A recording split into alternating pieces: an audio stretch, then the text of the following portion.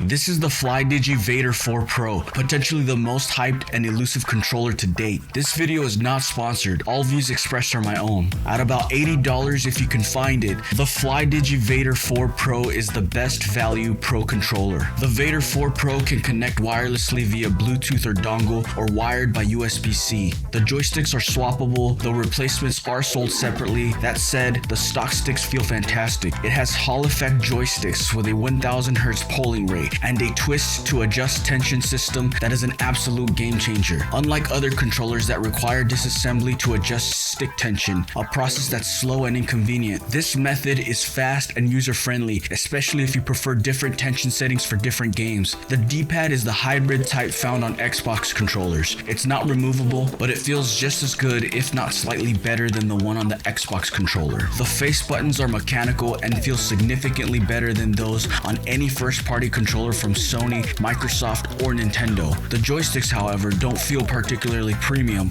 Not bad by any means, just on par with a DualSense or Xbox controller. The triggers are incredible. They are Hall effect linear triggers that can go from full pull to hair trigger with a flick of a switch. The vibration and gyro both feel excellent, and the battery life clocks in at around 15 hours, which is not the best, it's not the worst, it all depends on what you're comparing it to. The Vader 4 Pro has 4 fully mappable rear buttons, perfectly positioned for easy access, along with 2 additional fully mappable face buttons. It also features a 3-level switch for quickly changing connections. In the box, you get the Vader 4 Pro, a 2.4 GHz dongle, and a 5-foot USB-C to USB-A cable, and that's it.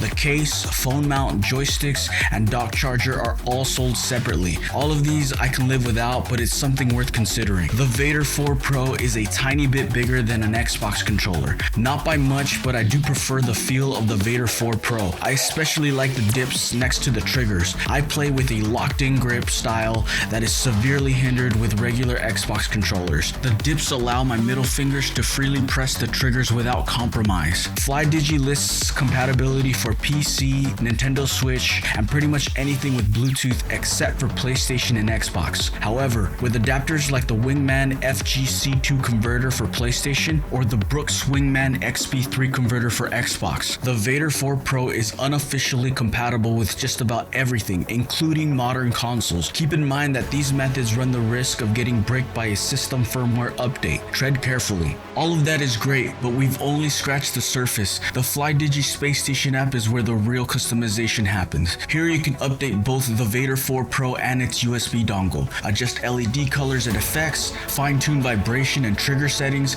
and set the gyro to simulate mouse movement, the left stick or the right stick. You can also set gyro to toggle or hold activation on the button of your choice, and modify dead zones and sensitivity curves for both joysticks. You can even choose between a circular or rectangular shape for the joystick's circularity algorithm. Plus, every button except the home and share buttons can be mapped to any face button or keyboard key. For me, this is extremely useful. I use one of the 4 profiles as a PC keyboard and mouse navigator. It comes in handy for when I'm at my couch and the game I launch opens on another monitor, or I want to switch over to my web browser to pause or change music. There's also a functions settings section that goes even deeper. Here you can enable or disable the quick switch option for on-device profile switching, set the controller's sleep timer, toggle joystick debounce and automatic joystick calibration, adjust joystick accuracy up to 12 bits, tweak the joystick polling rate and center sensitivity, and enable or disable the joystick rebounce algorithm.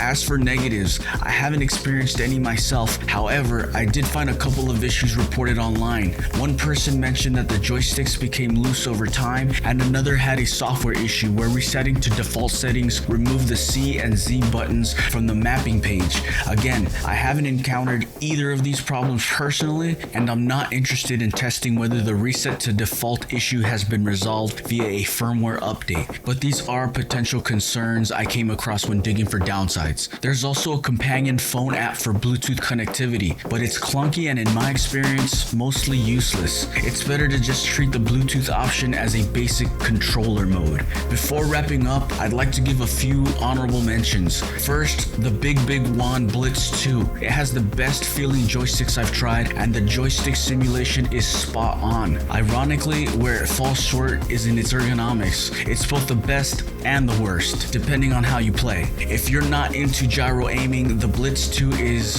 ergonomic bliss. But if you are a gyro user, the aggressive parallel design works against you. It puts your wrist into extension, still comfortable, but it forces you to use your arms for proper gyro maneuvering. Also worth noting, while the triggers feel great, there's no option for a full pull, which is a deal breaker for racing games. Second, the GameSir Tarantula Pro. It pretty much does everything and is the controller I'd recommend if you prefer the DualSense style layout. Unfortunately, it completely falls apart when it comes to gyro stick simulation. It's terrible and virtually unusable. That said, if you don't rely on gyro aiming, this is still an excellent option overall. In conclusion, the Vader 4 Pro is the one controller that does everything and does it extremely well. Okay, that's everything. If you'd like to get yourself anything mentioned in this video, check out my website, link is in the description, and with that, till next time.